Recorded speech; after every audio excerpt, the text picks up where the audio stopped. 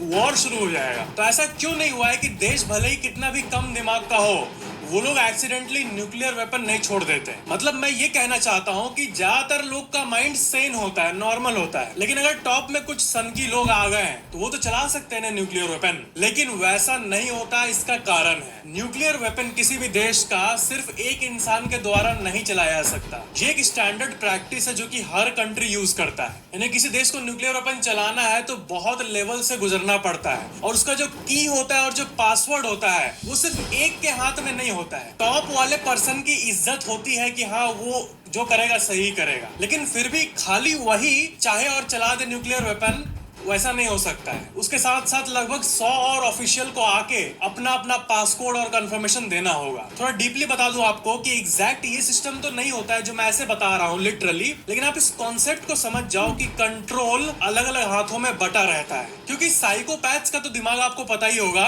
Psychopath लोग सोचते हैं कि मैं तो मरूंगा ही, लेकिन साथ साथ सबको मार के छोड़ूंगा। और आपको पता ही होगा कि हमारे आपके बीच में भी कितने ऐसे लोग हैं जिनका मन साइकोपैथ की तरह है। और जरूरी नहीं है कि साइकोपैथ इंटेलिजेंट ना हो। साइकोपैथ भी गवर्नमेंट जॉब क्लियर करके टॉप पे पहुंच सकता है, लेकिन किसी और देश पे न्यूक्लियर अटैक करना हो ये उतना आसान नहीं है बाबू। और कुछ लोग बोलते हैं टेक्निकल चीजें, कि टेक्निकल ग्लिचेस भी तो होते हैं। कंप्यूटर की दुनिया बाबा, कंप्यूटर को जो जानते होंगे आप लोग में से उनको पता होगा कि टेक के दुनिया में किसी भी तरह के ग्लिचेस आ जाते हैं। इंडियन स्टॉक मार्केट पूरा का पूरा एनएसई घंटों के लिए डाउन हो जाता है। इंडियन इंडाइसेस में 10% का फ्लैश क्रैश आ जाता है। 10% मार्केट कुछ मिनट्स में 2012 में हुआ था। यानी कितना भी रिस्पॉन्सिबिलिटी वाला चीज हो, पूरे देश हित का चीज हो, टेक्निकल ग्लिचेस हो ही जाते हैं। तो क्या ये न्यूक्लियर वेपन में संभव है कि किसी कंप्यूटर ग्लिच के चलते फायर हो जाए किसी और देश में? ऐसा संभव तो है थ्योरेटिकली, लेकिन प्रैक्टिकली नहीं होता है, और आज तक नहीं हुआ है, और उम्मीद करो कि हो भी ना। क्योंकि न्यूक्लियर वेपन को लॉन्च करने के लिए एक पासकोड नहीं होता है, बल्कि मल्टीपल पासकोड्स होते हैं। इसका मतलब न्यूक्लियर वेपन्स को जो कंप्यूटर्स कंट्रोल करते हैं, उन 100 कंप्यूटर में से अगर 10 में ग्लिच आ भी जाए तब भी वैसा कुछ नहीं होगा। अल्टीमेट टाइट सिक्योरिटी फॉलो की जाती है इसमें। फैक्ट नंबर 15,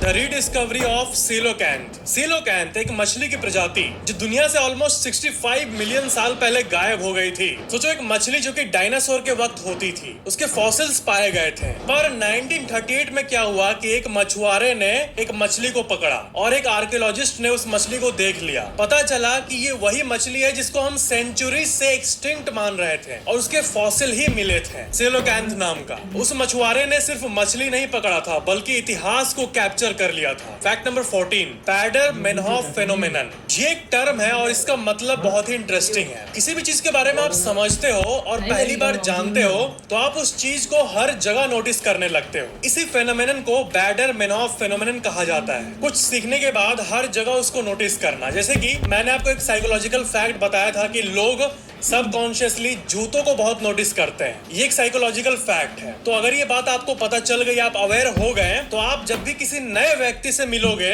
तो आप उसको देख के नोटिस करोगे जरूर कि वो जूते को देख रहा है कि नहीं, और हर बार करने लगोगे। तो यही जो फेनोमेनन होता है, जो कि इंसान में होना भी चाहिए, इसी को टेक्निकली ये कहा जाता है। फैक्ट नंबर 13, हमारे एनिमल किंगडम में जब किसी कपल को नेक्स्ट जनरेशन चाहिए होता है तो दोनों को मेट करना होता है। Mating process, technically speaking, animal kingdom में साइंस ने पहली बार एक शार्क के बारे में पता लगाया है जिसको कहते हैं लेमन शार्क। और इसमें साइंटिस्ट ने बहुत ही अजीब सा फेनोमेनन देखा जिसको कहा जाता है पार्थिनोजेनेसिस।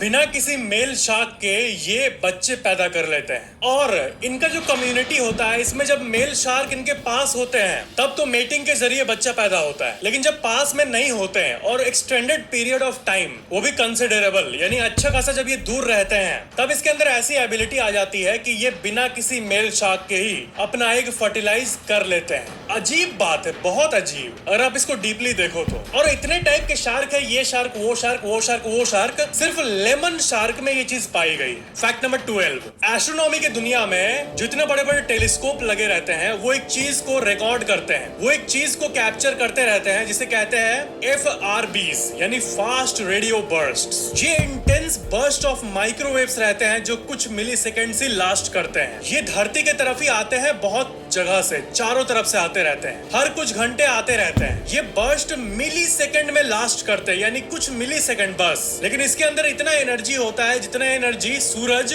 अपने पूरे एक दिन में निकालता है। ये बहुत जगह से आ सकते हैं। कहीं पे स्पेस में दो न्यूट्रॉन स्टार आपस में कोलाइड कर रहे हैं, कहीं पर ब्लैक होल इवेपोरेट हो रहा है यानी खत्म हो रहा है। ऐसी अजीबोगरीब एक्टिविटी स्पेस में जहां होती रहती है, उधर से आता है ये वेव्स, आते रहता है। अब इतना बड़ा यूनिवर्स है, कहीं ना कहीं कुछ ना कुछ तो होते रहता है। अभी इसी टाइम को ले लो, ये रियल टाइम जब आप वीडियो देख रहे हो, अभी भी हमारे ब्रह्मांड में कितने जगह पे ब्लैक होल से इवेपोरेट हो रहे होंगे, नए ब्लैक होल से छुछुंदर लोग जन्म ले रहे होंगे खाने के लिए सबको, न्यूट्रॉन स्टार कोलाइड कर रहे होंगे, गैलेक्सीज कोलाइड कर रहे होंगे, क्या नहीं हो रहा होगा। तो उधर से ही ये FRBs आते रहते हैं, fast radio bursts. Fact number 11, इस इंसान को देखो, कुछ अलग नजर आ रहा है, बाकी सब तो नॉर्मल है, लेकिन ये इनका स्किन कुछ ब्लू ब्लू नजर आ रहा होगा आपको। इस कंडीशन को मैथिमोग्लोबिनेमिया कहते हैं। इसमें क्या होता है कि स्किन पे ब्लड बहुत कम आता है और चेहरा ब्लू पड़ने लगता है। इस कंडीशन में इंसान के सेल्स पे ऑक्सीजन की मात्रा बहुत कम डिलीवर होती है और ये ब्लू स्किन उनका डे टू डे पार्ट हो जाता है लाइफ का। Fact number 10,